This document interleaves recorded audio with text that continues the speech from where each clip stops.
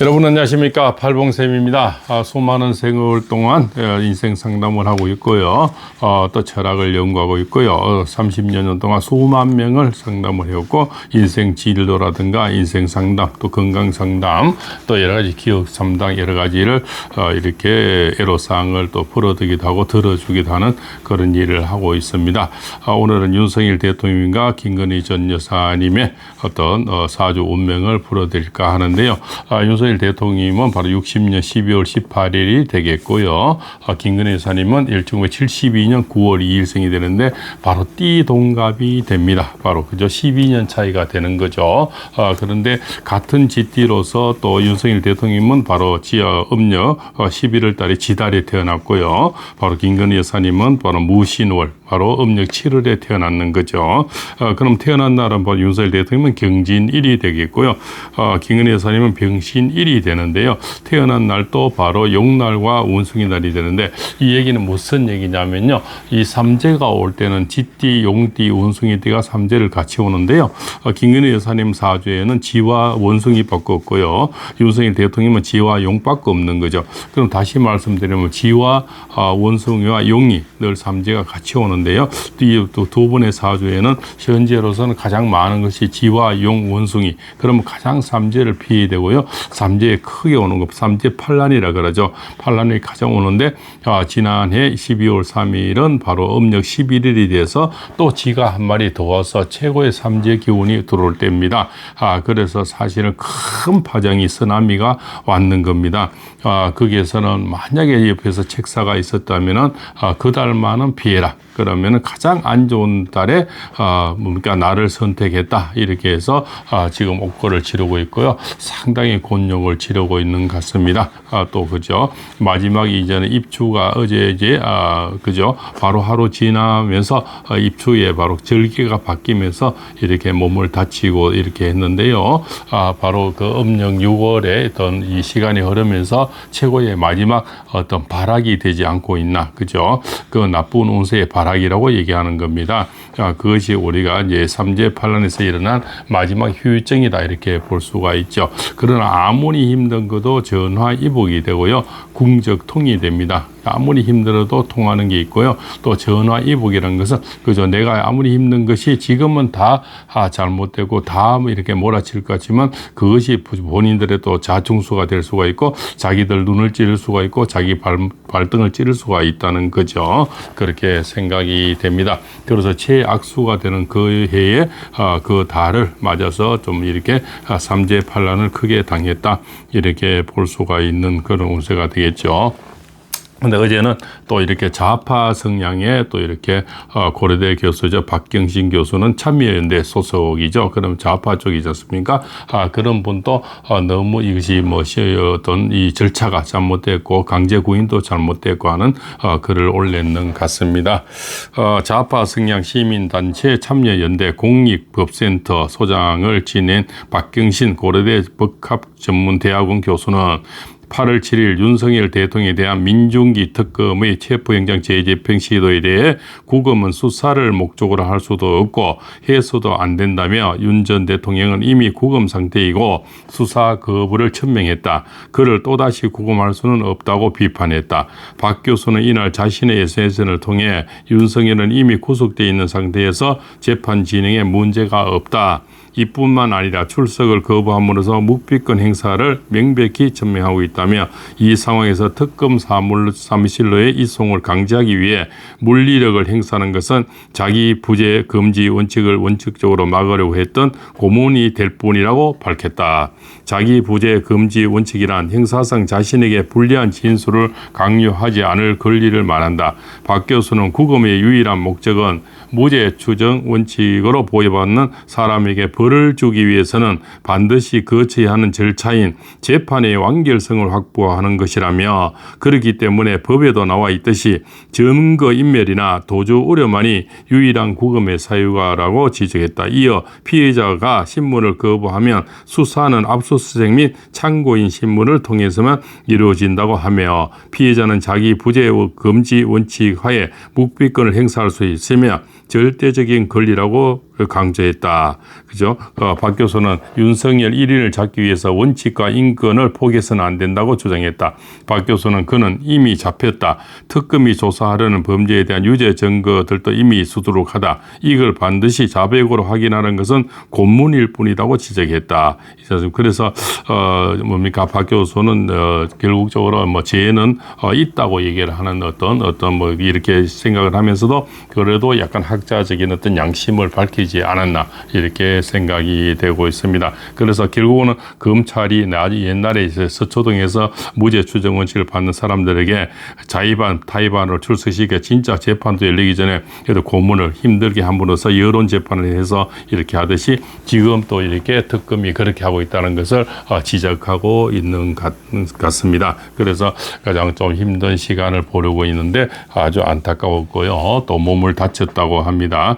그것이 지난 삼재 판란의 가장 큰 후유증이 아닌가 이렇게 생각이 됩니다. 그래서 우리가 뭔가 일을 할 때는 시기도 굉장히 중요하다는 것을 여기서 또 볼 수가 있고요. 가장 또 큰 것은 뭡니까? 이 윤석열 대통령 사주에는 우리가 식신이라 그랬어요. 세상을 내다보는 머리도 좋고 또 식견도 대단하지만 인정이 많다는 겁니다. 식신이 발고된 인정. 내가 바라는 어떤 마음 여러 가지가 또 남을 배려 이런 것이 많기 때문에 주변 사람을 잘 내치지를 못하는 거죠. 그것이 아마 본인에게는 가장 패착이 아니란나 이렇게 생각이 되죠. 그러니까 수십 년 정이 많은 사람은 주로 동물을 좋아합니다. 동물을 좋아해서 수많은 여러 점 이렇게 오갈 데 없는 강아지도 많이 키우고 있는 그래서 강아지 좋아하시고 또 이렇게 다른 짐승을 좋아하는 사람치고 양심이 나쁜 사람이 거의 없죠. 또 대부분 사람들이 후하고 사랑이 가득한 사람들이죠. 이런 사람들이 또 정이 많아서 사람을 잘 내치지를 못하는 거죠. 그것이 가장 또 두 번째 패착. 그러니까 가장 오래된 믿었던 사람을 가장 이렇게 내치지 못하는 것이 이제 두 번째 패착. 첫 번째는 삼재 판란을 모르고 시기를 잘못 듣겠는 것. 두 번째는 정이 많이 있어서 주변 사람을 잘 내치지 못하는 것이 두 가지가 가장 큰 패착이 아니란나. 그리고 세 번째는 또 내 식구들이 도와주지 않았다는 거죠. 지금 또 보시면 모든 상황이 바뀌었는데도 지금 또 안에서는 자중질환이 일어나고요. 그죠? 의계인이 영리를 하면 안 된다. 또 뭡니까? 탄핵을 반대했느냐, 찬성했냐, 자기들끼리 지금 4분 5열하고 있다는 겁니다. 그래서 누구는 또 들어오려면 극우라고 또 몰아붙여버리고, 누구는 또 뭡니까, 그냥 평당원인데도 또 스탈린처럼 취급해버리고요. 그래서 여러 가지 지금 패거리가 나눠져서 다 뭉쳐서 한 사람을 보고 싸워도 될까 말까 하는데 자기들끼리 아웅다웅 했다는 겁니다. 그래서 세 가지 패착인데요. 세 번째가 바로 이제 내 식구를 만들지 못했다는 거죠. 그래서 자기들 이속맞추기에는 뻔질이한 그런 사람들만 정치인들만 몇몇인다. 지금은 다 고개를 돌려버리는 거죠. 자기들이 이익을 챙기고 자기들이 어떤 병풍이 될 때는 그렇게 이렇게 생활을 하다가 결국적으로 큰 일이 벌어질 때는 다 숨어버리고 지금은 뭡니까? 반이니 반이 아니니 또 이렇게 찬성을 했니 아니니 이런 쪽으로 갈라지는 어떤 세 가지 패착을 저는 볼 수가 있습니다. 그러나 아무리 패착이 많아도 결국적으로 충신과 간신은 나눠지고요. 또한 입으로 아무리 번지르게 한다 하더라도 입으로 싸운다 해서 다 싸워지는 것도 아니고요. 또 싸우면은 어떤 계략과 있고요. 그죠? 어떤 방법이 있다고 봅니다. 막연하게 싸워서 이 무소불위의 또 권력을 또 이길 수도 없는 거고요. 그래서 지략과 어떤 방법이 여러 가지가 또 경험 이런 것이 있어야만이 또 될 수 있겠다. 우리가 지금까지 뭡니까? 이 정치인들이 어떤 또 시대적으로 변하고 간에 붙었다, 설계에 붙었다 이렇게 말로 번지르 하면서 얼마나 속아왔습니까? 그러나 우리가 본 것만 믿어야 되고요. 우리가 경험했는 걸 믿어야 되는데 순간적으로 어떤 인기몰이라든가 어떤 이런 거에서 다시 한번 속으면은 또 미래는 없다 이렇게 또 볼 수가 있겠죠. 그래서 철저한 검증이 이제는 필요한데요. 그래서 주변의 사람들이 다 떠나는 것이 가장 아쉽고요. 주변 사람들이 이 배신의 칼날을 또 이렇게 들이대는 것은 인간의 도리가 아니다 이렇게 생각을 하죠. 내가 이렇게 그 그늘 밑에서 우리가 참 밥을 먹고 홍수를 피할 때는 다들 거기 기대가 한 사람이 지금까지 뭐 거북거리라든가 모든 걸 다 막아왔는데요. 그 댐이 무너지니까 지금 속수무책으로 다 무너지는 홍수가 대홍수 쓰나미가 되고 있지 않습니까? 그것을 미리 몰랐다는 겁니까? 그래서 이랬던 이 검사 출신들은 그냥 공부만 했기 때문에 법으로 해서 법 내에서 법만 있으면 법대로 하면 문제가 없다 이렇게 생각을 하시는 것이 법관들이라든가 검사들의 출신들. 그러나 정치인들은 다르죠. 정치란 것은 법과 법 플러스 또 플러스 알파가 있는 것이 정치가 아닙니까? 그래서 정치는 생물이라는 거죠. 그래서 법관 출신이나 검사 출신들은 법대로만 하면 문제가 없을 것이라는 여기서 아마 큰 패착이 있지 않았나 이렇게. 이것은 이제 사회적인 패착이고요. 인간적인 패착에서는 삼재팔란을 또 무시했는 그것이 참 옆에 누가 책사가 없었다는 것이 못내 아쉽고요. 두 번째는 같이 생활했던 사람, 또 같이 법을 공부했으니까 내가 법대로만 하면은 더 별로 반란되는 사람 없을 거라는 믿음이 신뢰가 깨졌는 거죠. 그래서 내 발등에 내 등잔 밑이 어두웠다는 거고요. 그죠? 이런 것이 가장 그리고 내 식구가 나를 감싸주는 식구가 너무 숫자도 적었지만 그 믿음의 충신이 너무 없었다. 그죠? 그저 가면을 쓴 충신, 간신, 가면, 그죠? 내가 앞에서는 달면 삼키고 쓰면 뱉는 그런 간신 같은 충신, 소위 말해서 좌파 같은 뭐 우파, 뭐 이런 사람들 요즘 많지 않습니까? 이런 사람들이 어떤 허울만 멀쩡한 이런 사람들이 둘레에서 내 눈을 가리게 했다. 이런 큰 4가지 정도로 패착을 볼 수가 있습니다. 그러나 분명히 닭은 울어도 뭐 새벽은 오게 돼 있죠. 닭모가지는 비틀어도 새벽은 온다. 이렇게 볼 수가 있습니다. 난세의 영웅이란 것은 고난 속에 일어나겠죠. 민주주의가 피를 먹고 자라고요. 그렇지 않습니까? 그렇듯이 또 사랑은 고통 속에서 사랑이 피어나온다고 생각이 됩니다. 그러면 사주 명리로서는 이미 가장 큰 나쁜 운은 최고의 작년에는 바로 용의 해가 되겠죠. 그래서 용의 해에서 가장 힘든 이제 갑진년이 지나왔는데요. 거기에서 바로 갑진년에 용이 들어오면서 이 사주에서는 윤석열 대통령에서는 용이 2마리가 또 되고 지와 용이 합쳐져서 큰 삼재 반란을 맞게 되고요. 또 김건희 여사님은 용과 원성에 합해져서 큰 삼재 반란을 겪어왔다. 그러나 이 모든 우환은 이미 큰 것은 재앙은 지나갔는데 이 재앙의 지금 후유증이 엄청나게 크게 달아온 거고요. 그리고 마녀 사냥이 지금도 계속 이제 이루어지고 있는 거 아니겠습니까? 이 마녀 사냥이 가장 그래도 좀 힘들게 지나가고 있는 것 같습니다.